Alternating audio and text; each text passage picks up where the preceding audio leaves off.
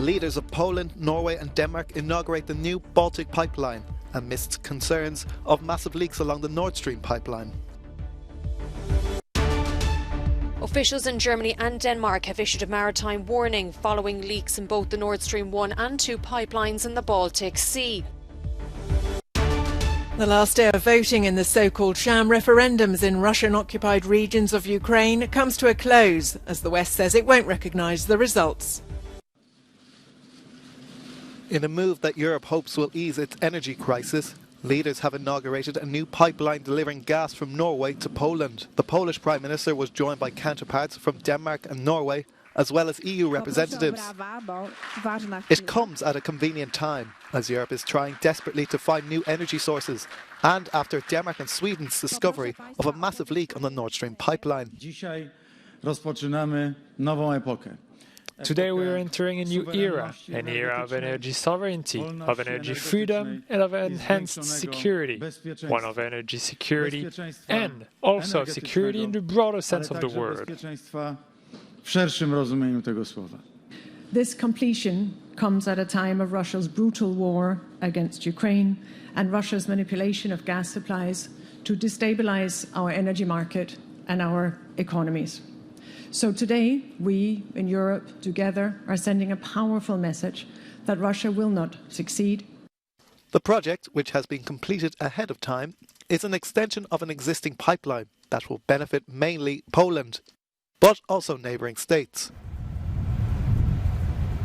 Polish gas company PGNiG said in a statement the pipeline could deliver 6.5 billion cubic metres of gas in 2023. And a further 7.7 billion cubic metres the following year.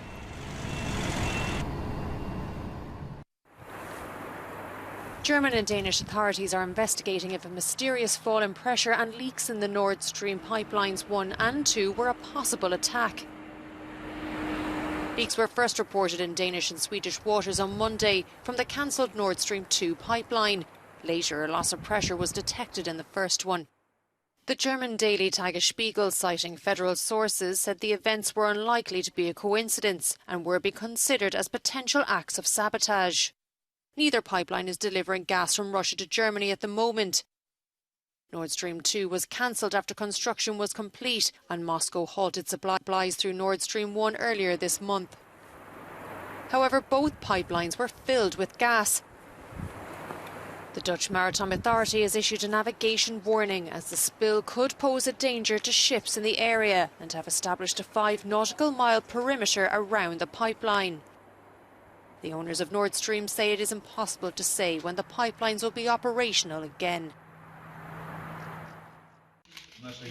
Tuesday is the last day of voting in the so-called sham referendums in the occupied areas of Ukraine. Moscow's appointed head of the self-proclaimed Luhansk People's Republic, Leonid Pashchiknik, cast his vote on joining the Russian Federation. Elsewhere, those described by the Kremlin as being displaced were taken on buses to a polling station in the Russian city of Yekaterinburg. Others have fled the Russian-occupied areas. Some cast their vote in Moscow. But there are concerns from the West that Russia's President Vladimir Putin will announce the annexation of the 4 regions, Luhansk, Donetsk, Zaporizhia and Kherson, possibly by Friday. The West condemns the vote and says it won't recognise the results, which set the stage for a dangerous new phase. The Kremlin faces a daunting task in trying to calm the Russian people while still mobilizing enough men to keep fighting, says the Institute for the Study of War. Russian occupation authorities began to announce the results of their sham annexation referenda, citing flagrantly falsified turnout numbers. Now, on the 30th of September, President Putin is scheduled to address both houses of parliament. The UK Defence Ministry says there is a realistic possibility that Putin will use this address to formally announce the annexation of the occupied regions of Ukraine to Russia. This would be done for the 1st of October, the start of Russia's normal autumn conscription cycle, to enable the forced conscription of Ukrainian civilians to fight against Ukraine.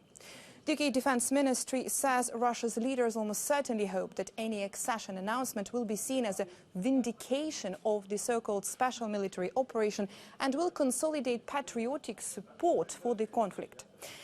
The Kremlin's efforts to calm the Russian population are struggling so far, as protests occurred in at least 35 settlements on the 25th of September and at least 10 settlements on the 26th of September, all across Russia.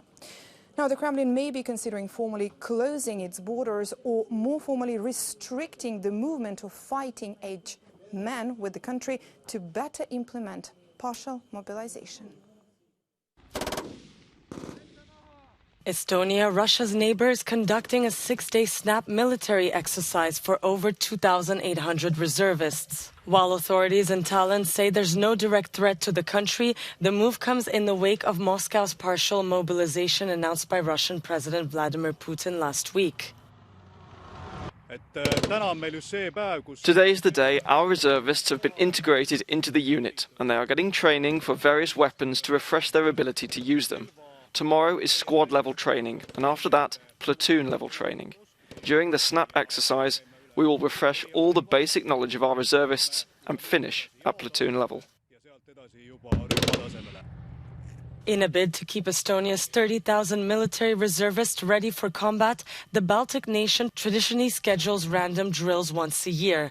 The exercises end on Wednesday.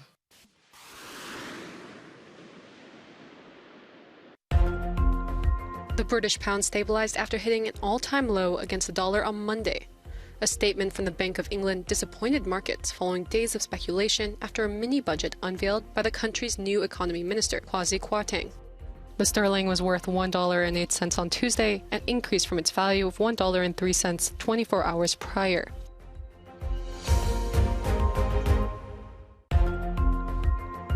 Sicily is on red alert as heavy floods ravage the western side of the Italian island. Many car drivers and shop owners had to be rescued after they were trapped in high waters. Residents have been told to stay at home and only leave in case of an emergency.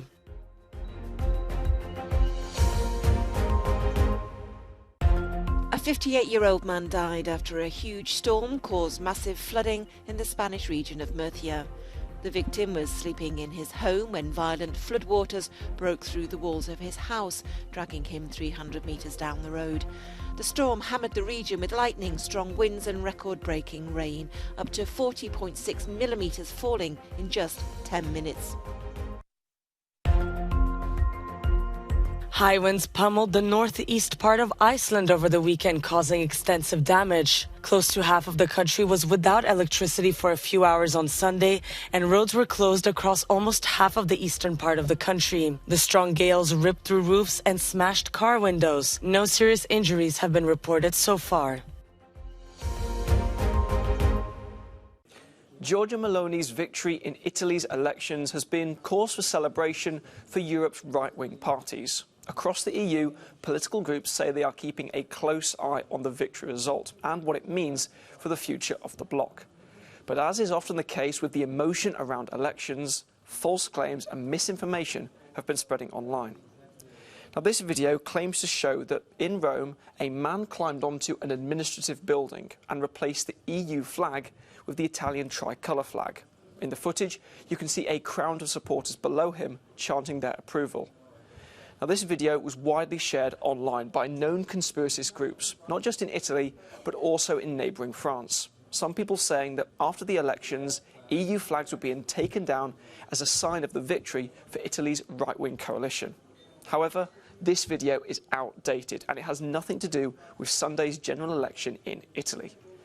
You can use open source tools on the internet to search and find when a video first appeared online.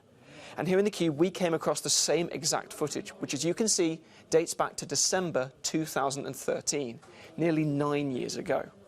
This video actually shows a demonstration by the neo-fascist Casa Pound movement when they were protesting against European Union economic policies. The man in that video who actually replaced the EU flag on the building was given a €100 fine and also 3 months imprisonment. But in short, this video, dating back to 2013, has nothing to do with the EU elections, and it doesn't prove that right-wing protests are taking place across the country. We know that the European Union says that after Italy's election, it is prepared to work with a democratic government. But Commission President Ursula von der Leyen has also said that the bloc has a number of tools at its disposal that it can use if Italy's new government demonstrates Eurosceptic views towards EU values.